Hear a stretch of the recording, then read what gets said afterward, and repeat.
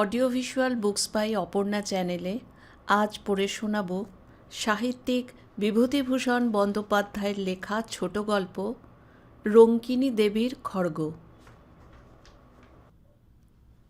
জীবনে অনেক জিনিস ঘটে, যাহার কোনো যুক্তিসঙ্গত কারণ খুঁজিয়া পাওয়া যায় না। তাহাকে আমরা অতি প্রাকৃত বলিয়া অভিহিত করি। জানি না, হয়তো খুঁজিতে জানিলে তাহাদেরও সহজ ও সম্পূর্ণ স্বাভাবিক কারণ বাহির করা যায়। মানুষের বিচার বুদ্ধি ও অভিজ্ঞতালব্ধ কারণগুলি ছাড়া অন্য কারণ হয়তো তাহাদের থাকিতে পারে।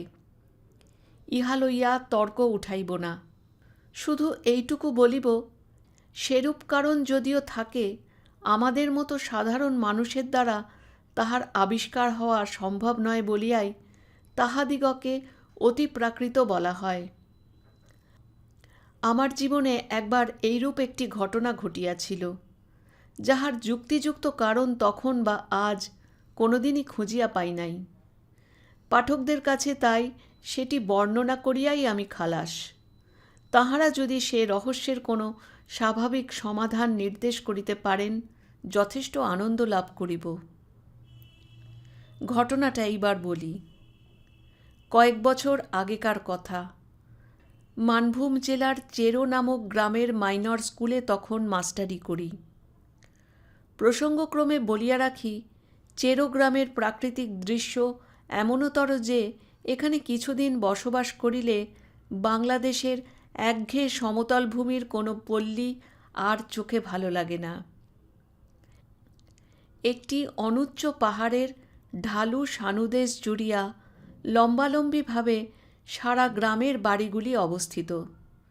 সর্বশেষ সারির বাড়িগুলির খিড়কি দরজা খুলিলেই দেখা যায় পাহাড়ের ওপরকার শাল, মহুয়া, কুরচি, বিল্ববৃক্ষের পাতলা জঙ্গল, একটা সুবৃহৎ বটগাছ ও তাহার তলায় বাঁধানো বেদি, ছোট বড় শিলাখণ্ড ও ভেলা কাটার ঝোপ। আমি যখন প্রথম ও গ্রামে গেলাম, তখন একদিন পাহাড়ের মাথায় বেড়াইতে উঠিয়া এক জায়গায় শালবনের মধ্যে একটি পাথরের ভাঙা মন্দির দেখিতে পাইলাম। সঙ্গে ছিল আমার দুটি উপরের ক্লাসের ছাত্র, তাহারা মানভূমবাসী বাঙালি। একটি কথা, চেরো গ্রামে বেশিরভাগ অধিবাসী মাদ্রাজি, যদিও তাহারা বেশ বাংলা বলিতে পারে। অনেকে বাংলা আচার ব্যবহারও অবলম্বন করিয়াছে।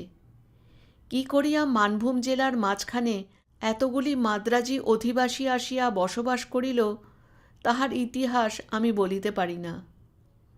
মন্দিরটি কালো পাথরের এবং একটু অদ্ভুত গড়নের, অনেকটা যেন চাঁচড়া রাজবাড়ির 10 মহাবিদ্যার মন্দিরের মতো ধরনটা।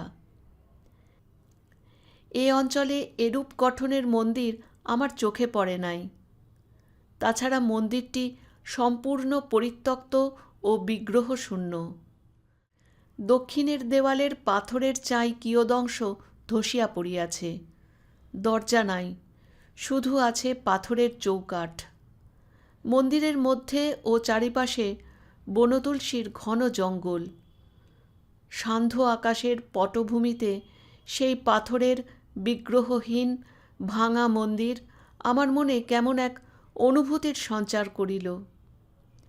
আশ্চর্যের বিষয়, অনুভূতিটা ভয়ের। ভাঙা মন্দির দেখিয়া মনে ভয় কেন হইল, এ কথা তারপর বাড়ি ফিরিয়া অবাক হইয়া ভাবিয়াছি। তবুও অগ্রসর হইয়া যাইতেছিলাম মন্দিরটা ভালো করিয়া দেখিতে। একজন ছাত্র বাধা দিয়া বলিল, যাবেন না স্যার ওদিকে। কেন? জায়গাটা ভালো না, সাপের ভয় আছে সন্ধেবেলা। তাছাড়া লোকে বলে অনেক রকম ভয়ভীত আছে, মানে অমঙ্গলের ভয়। কেউ ওদিকে যায় না। ওটা কি মন্দির? ওটা রঙ্কিনী দেবীর মন্দির স্যার।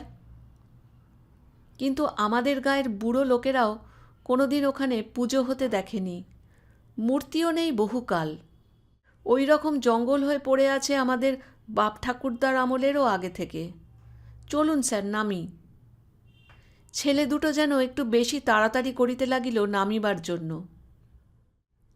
রঙ্কিনী দেবী বা তাহার মন্দির সম্বন্ধে দু একজন বৃদ্ধ লোককে ইহার পর প্রশ্নও করেছিলাম, কিন্তু আশ্চর্যের বিষয় লক্ষ্য করিয়াছি তাহারা কথাটা এড়াইয়া যাইতে চায় যেন। আমার মনে হইয়াছিল রঙ্কিনী দেবী সংক্রান্ত কথাবার্তা বলিতেও তাহারা ভয় পায়। আমিও আর সে বিষয়ে কাহাকেও কিছু জিজ্ঞাসা করা ছাড়িয়া দিলাম। বছর খানেক কাটিয়া গেল। স্কুলে ছেলে কম, কাজকর্ম খুব হালকা। অবসর সময় এ গ্রামে ও গ্রামে বেড়াইয়া এ অঞ্চলের প্রাচীন পট, পুঁথি, ঘট ইত্যাদি সংগ্রহ করিতে লাগিলাম। এ বাতিক আমার অনেক দিন হইতেই আছে। নতুন জায়গায় আসিয়া বাতিকটা বাড়িয়া গেল। চেরো গ্রাম হইতে মাইল ৫-৬ দূরে জয়চণ্ডী পাহাড়। এখানে খাড়া উঁচু একটা অদ্ভুত গঠনের পাহাড়ের মাথায় জয়চণ্ডী ঠাকুরের মন্দির আছে। পৌষ মাসে বড় মেলা বসে। বিএনআর লাইনের একটা ছোট স্টেশনও আছে এখানে। এই পাহাড়ের কাছে একটি ক্ষুদ্র বস্তিতে কয়েক ঘর মানভূম প্রবাসী ওড়িয়া ব্রাহ্মণের বাস। ইহাদের মধ্যে চন্দ্রমোহন পাণ্ডা নামে একজন বৃদ্ধ ব্রাহ্মণের সঙ্গে আমার খুব আলাপ হয়ে গেল। তিনি বাঁকামাকা মানভূমের বাংলায় আমার সঙ্গে অনেক রকমের গল্প করিতেন। পট, পুঁথি, ঘট সংগ্রহের অবকাশে আমি জয়চণ্ডীতলা গ্রামে চন্দ্রমোহন পাণ্ডার নিকট বসিয়া তাহার মুখে এদেশের কথা শুনিতাম। চন্দ্রপাণ্ডা আবার স্থানীয় ডাকঘরের পোস্টমাস্টারও।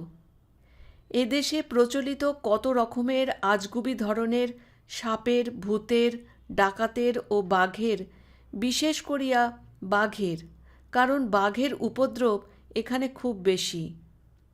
গল্প যে বৃদ্ধ চন্দ্র পাণ্ডার মুখে শুনিয়াছি এবং এই সব গল্প শুনিবার লোভে কত আষাঢ়ের ঘন বর্ষার দিনে বৃদ্ধ পোস্টমাস্টারের বাড়িতে গিয়ে যে হানা দিয়াছি তাহার হিসেব দিতে পারিব না। মানভূমের এইসব অরণ্য অঞ্চল সভ্য জগতের কেন্দ্র হইতে দূরে অবস্থিত। এখানকার জীবনযাত্রাও একটু স্বতন্ত্র ধরনের। যতই অদ্ভুত ধরনের গল্প হোক, জয়চণ্ডী পাহাড়ের ছায়ায় শালবন বেষ্টিত ক্ষুদ্র গ্রামে বসিয়া বৃদ্ধ চন্দ্রপাণ্ডার বাঁকা বাঁকা মানভূমের বাংলায় সেগুলি শুনিবার সময় মনে হইত, এদেশে এরূপ ঘটিবে ইহা আর বিচিত্র কি, কলকাতা বালিগঞ্জের কথা তো ইহা নয়। কথায় কথায় চন্দ্রপাণ্ডা একদিন বলিলেন, চেরো পাহাড়ে রঙ্কিনী দেবীর মন্দির দেখেছেন? আমি একটু আশ্চর্য হইয়া বৃদ্ধের মুখের দিকে চাইলাম। রঙ্কিনী দেবী সম্বন্ধে এ পর্যন্ত আমি আর কোনো কথা কাহারও মুখে শুনি নাই। সেদিন সন্ধ্যায় আমার ছাত্রটির নিকট যাহা সামান্য কিছু শুনিয়াছিলাম তাহা ছাড়া। বলিলাম, মন্দির দেখেছি, কিন্তু রঙ্কিনী দেবীর কথা জানবার জন্য যাহাকেই জিজ্ঞাসা করিয়াছি সে চুপ করে গিয়েছে কিংবা অন্য কথা পেরেছে। এর কারণ কিছু বলবেন? চন্দ্রপাণ্ডা বলিলেন, রঙ্কিনী দেবীর নামে সবাই ভয় খায়। কেন বলুন তো?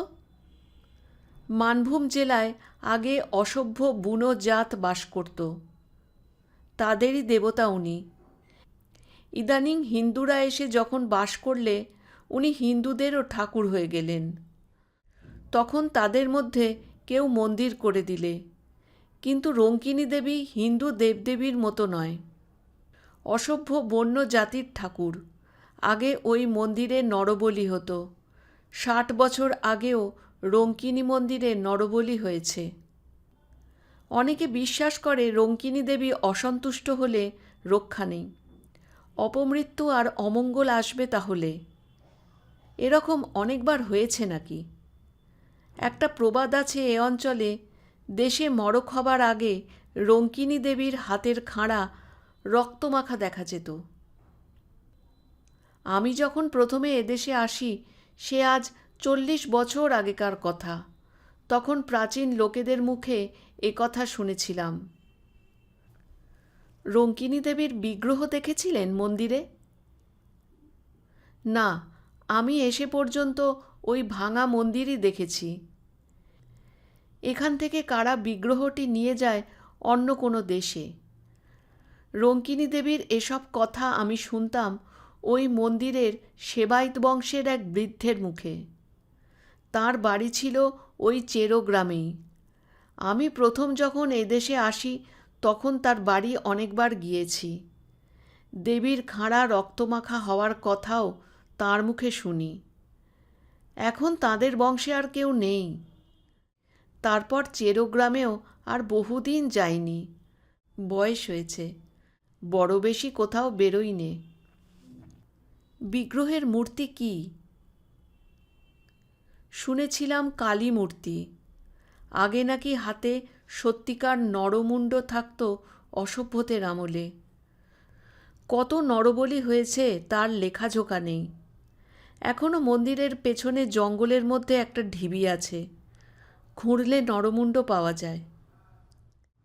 সাধে এদেশের লোক ভয় পায় শুনিয়া সন্ধ্যার পরে জয়চণ্ডী তলা হইতে ফিরিবার পথে আমারই গা ছমছম করিতে লাগিল। আরও বছর দুই সুখে দুঃখে কাটিল। জায়গাটা আমার এত ভালো লাগিয়াছিল যে হয়তো সেখানে আরও অনেক দিন থাকিয়া যাইতাম। কিন্তু স্কুল লইয়া বাঙালিদের সঙ্গে মাদ্রাজিদের বিবাদ বাঁধিল।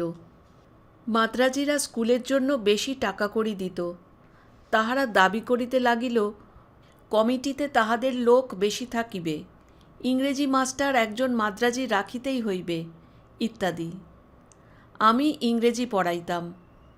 মাঝে হইতে আমার চাকরি রাখা দায় হইয়া উঠিল। এই সময় আমাদের দেশে একটি হাই স্কুল হইয়াছিল। পূর্বে একবার তাহারা আমাকে লইয়া যাইতে চাহিয়াছিল। ম্যালেরিয়ার ভয় যাইতে চাহি নাই। এখন বেগতিক বুঝিয়া দেশে চিঠি লিখিলাম। কিন্তু শেষ পর্যন্ত এসব কারণে চেরোগ্রামের মাস্টারই আমায় ছাড়িতে হয় নাই। কিসের জন্য ছাড়িয়া দিলাম পরে সে কথা বলিব। এই সময় একদিন চন্দ্র পাণ্ডা চেরোগ্রামে কি কার্য উপলক্ষে আসিলেন। আমি তাহাকে অনুরোধ করিলাম আমার বাসায় একটু চা খাইতে হইবে। তাহার গরুর গাড়ি সমেত তাহাকে গ্রেপ্তার করিয়া বাসা বাড়িতে আনিলাম। বৃদ্ধ ইতিপূর্বে কখনো আমার বাসায় আসেন নাই। ঘরেতে ঢুকিয়াই চারিদিকে চাহিয়া বিস্ময়ের সুরে বলিলেন, এই বাড়িতে থাকেন আপনি? বলিলাম, আগে হ্যাঁ, ছোট গা, বাড়ি তো পাওয়া যায় না। আগে স্কুলের একটা ঘরে থাকতাম। বছরখানেক হলো স্কুলের সেক্রেটারি রঘুনাথন এটা ঠিক করে দিয়েছেন। পুরনো আমলের পাথরের গাঁথনির বাড়ি, বেশ বড় বড় 3টি কামরা, একদিকে একটু সরু যাতায়াতের বারান্দা, জবরদস্ত গড়ন, যেন খিলজিদের আমলে দুর্গ কি জেলখানা। হাজার ভূমিকম্পেও এ বাড়ির একটু চুনবালি খসাইতে পারবে না। বৃদ্ধ বসিয়া আবার বাড়িটার চারিদিকে চাহিয়া দেখিতে লাগিলেন। ভাবিলাম বাড়িটার গড়ন তাহার ভালো লাগিয়াছে। বললাম, সেকালের গড়ন, খুব টনকো, আগাগোড়া পাথরের।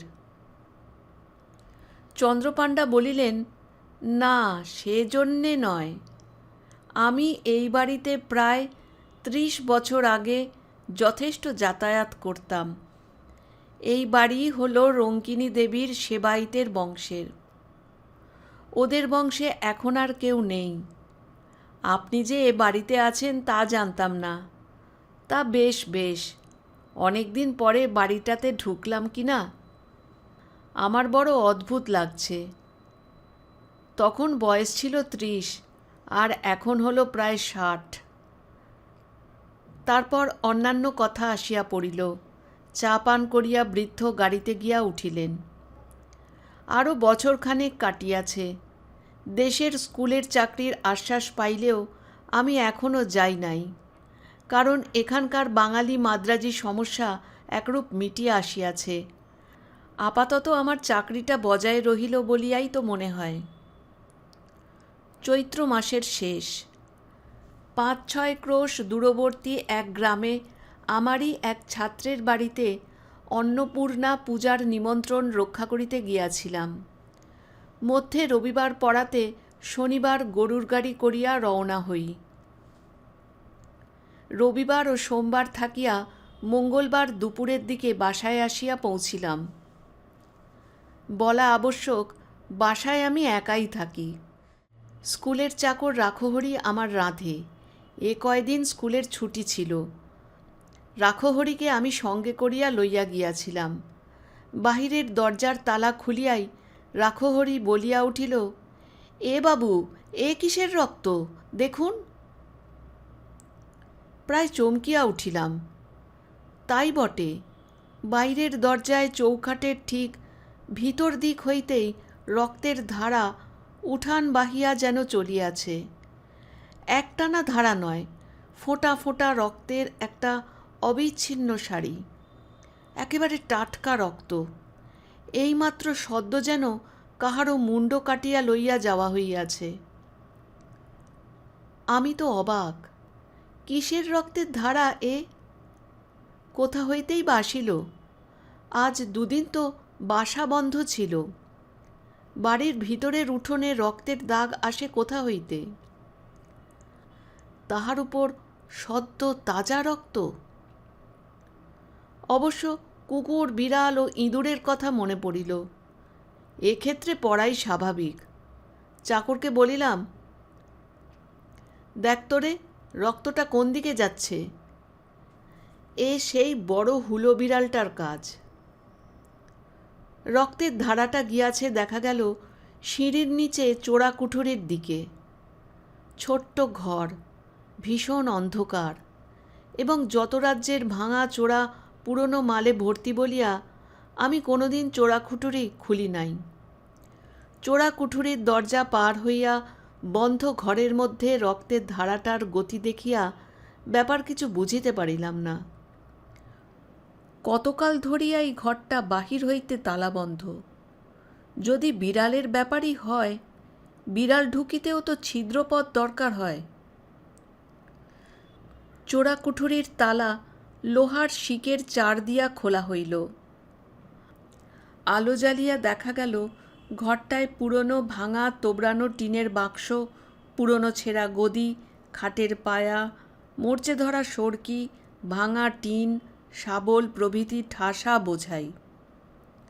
ঘরের মেঝেতে সোজা রক্তের দাগ এক কোণের দিকে গিয়েছে। রাখহরি খুঁজিতে খুঁজিতে হঠাৎ চিৎকার করিয়া বলিয়া উঠিল, এ কি বাবু, এতে কি করে এমন ধারা রক্ত লাগল? তারপর সে কি একটা জিনিস হাতে তুলিয়া ধরিয়া বলিল, দেখুন কাণ্ডটা বাবু। জিনিসটাকে হাতে লইয়া সে বাহিরে আসিতে তাহার হাতের দিকে চাহিয়া আমি চমকিয়া উঠিলাম। একখানা মরিচা ধরা হাতলবিহীন ভাঙা খাঁড়া বা রামদা। আগার দিকটা চওড়া ও বাঁকানো। বড় চওড়া ফলাটা তাজা রক্তে টকটকে রাঙা। একটু আধটু রক্ত নয়, ফলাতে আগাগোড়া রক্ত মাখানো। মনে হয় যেন খাঁড়াখানা হইতে এখনই টপটপ করিয়া রক্ত ঝরিয়া পড়িবে। সেই মুহূর্তে একসঙ্গে আমার অনেক কথা মনে হইল। 2 বৎসর পূর্বে চন্দ্রপাণ্ডার মুখে শোনা সেই গল্প। রঙ্কিনী দেবীর সেবায়িত বংশের ভদ্রাসন বাড়ি এটা। পুরনো জিনিসের গুদাম এই চোরা কুঠুরিতে রঙ্কিনী দেবীর হাতের খাঁড়াখানা তাহারাই রাখিয়াছিল হয়তো। মড়কের আগে বিগ্রহের খাঁড়া রক্তমাখা হওয়ার প্রবাদ। আমার মাথা ঘুরিয়া উঠিল। মড়ক কোথায় ভাবিতে পারিতাম যদি সময় পাইতাম সন্দেহ করিবার, কিন্তু তাহা পাই নাই।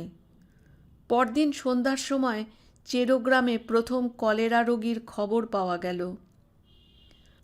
3 দিনের মধ্যে রোগ ছড়াইয়া মড়ক দেখা দিল। প্রথমে চেরো, তারপর পাশের গ্রাম কাজরা, ক্রমে জয়চণ্ডী তলা পর্যন্ত মড়ক বিস্তৃত হইল। লোক মরিয়া ধুলধাবার হইতে লাগিল। চেরোগ্রামের মাদ্রাজি বংশ প্রায় কাবার হইবার জোগাড় হইল। মড়কের জন্য স্কুল বন্ধ হইয়া গেল। আমি দেশে পলাইয়া আসিলাম। তারপর আর কখনো চেরোতে যাই নাই। গ্রীষ্মের বন্ধের পূর্বেই দেশের স্কুলের চাকরিটা পাইয়াছিলাম। সেই হইতেই রঙ্কিনী দেবীকে মনে মনে ভক্তি করি। তিনি অমঙ্গলের পূর্বাভাস দিয়া সকলকে সতর্ক করিয়া দেন মাত্র। মূর্খ জনসাধারণ তাহাকেই অমঙ্গলের কারণ ভাবিয়া ভুল বোঝে।